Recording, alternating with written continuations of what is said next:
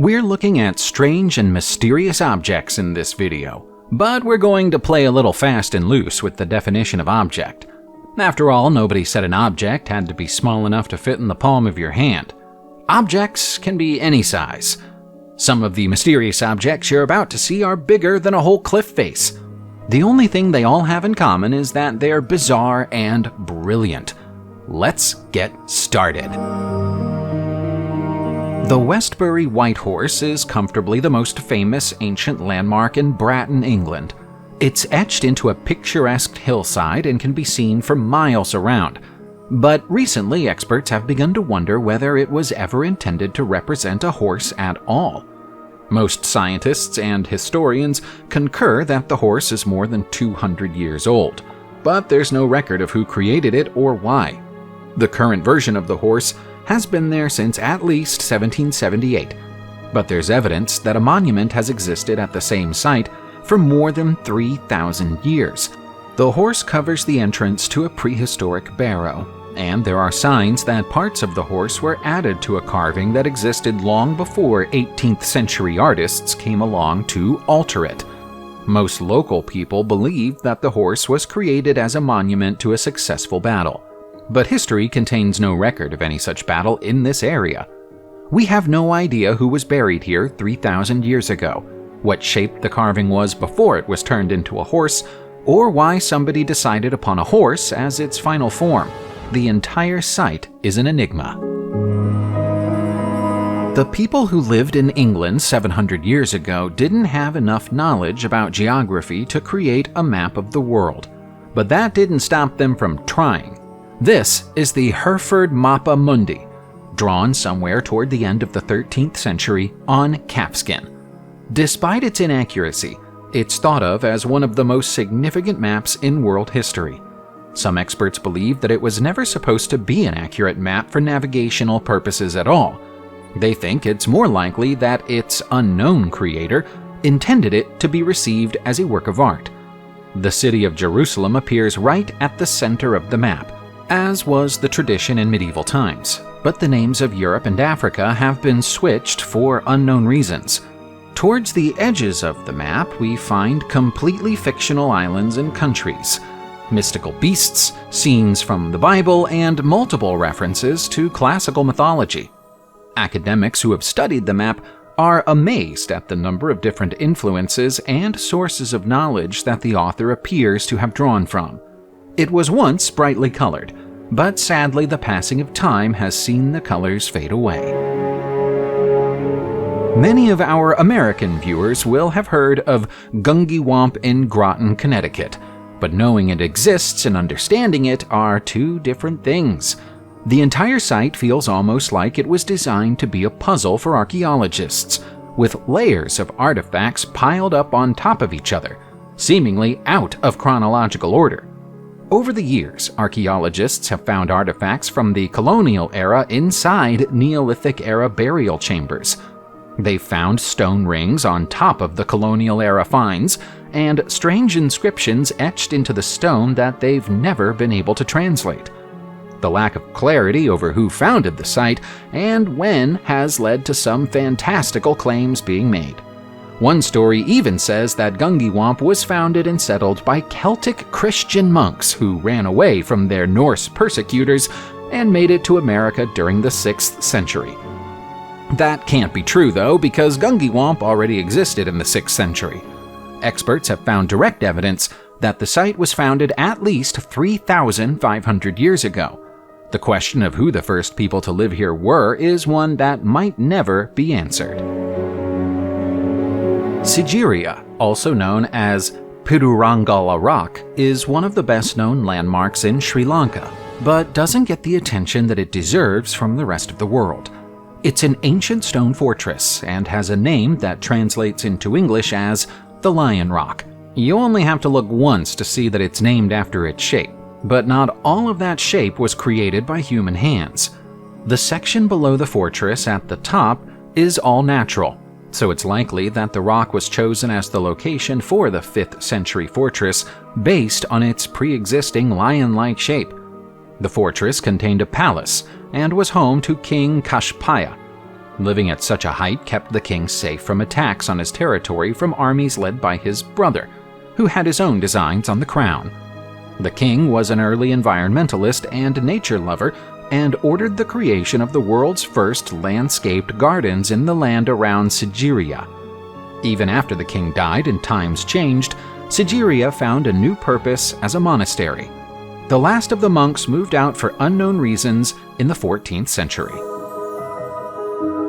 We've already looked at an enormous British geoglyph in this video, but there's no harm in checking out another one.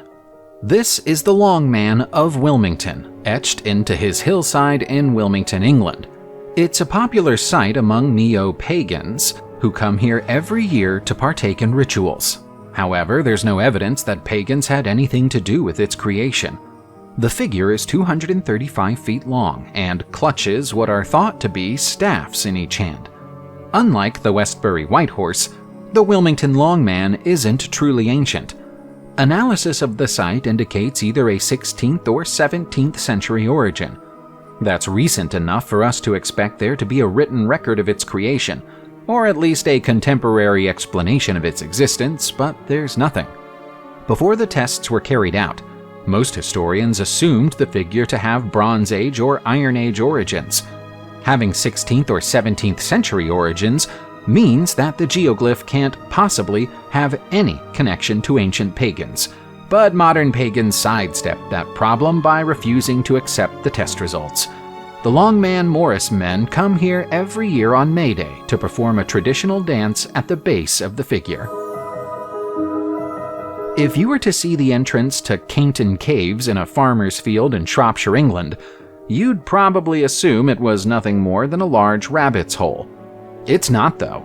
Squeeze through the hole, and you'll find your way to an underground network of tunnels and caverns. Some historians believe that this was a secret meeting place for the legendary Knights Templar.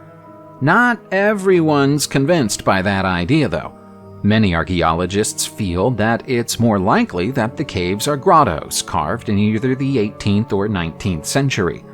That's over a century after the Knights Templar Order is said to have been disbanded during the 1600s. Even if that's true, nobody knows why they were made, or what purpose they once served.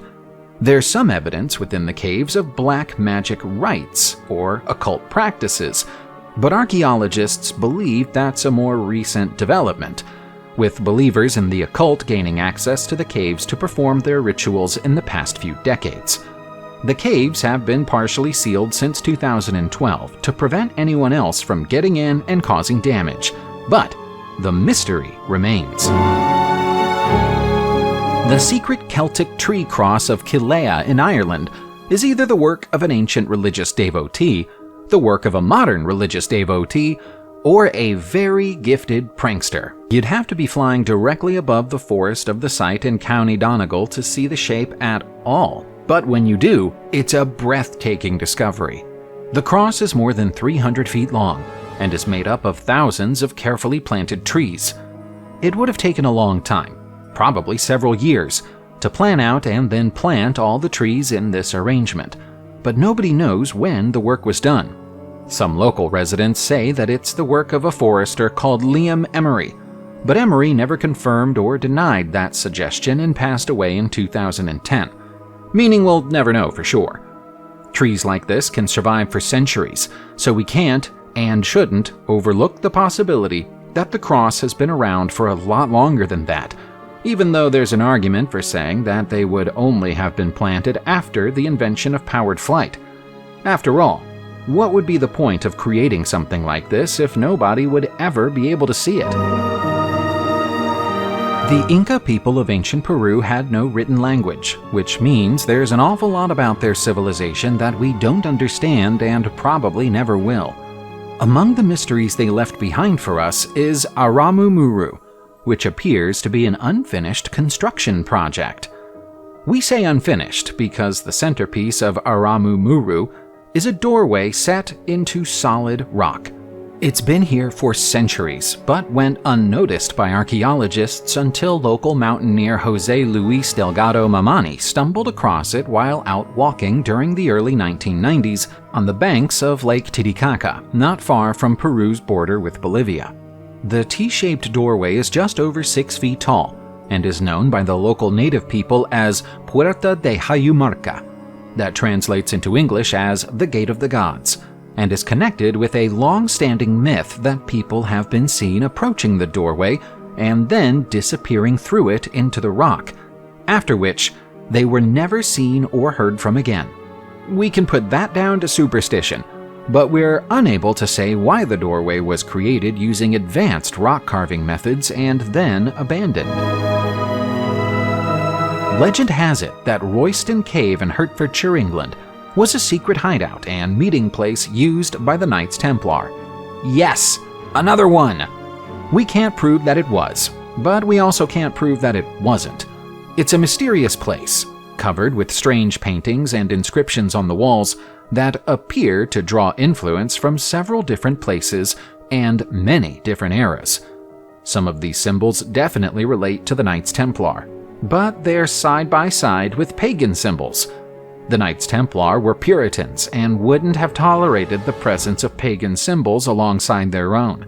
So that leaves us with 3 possibilities. One is that the pagan symbols were added long after the Knights Templar symbols.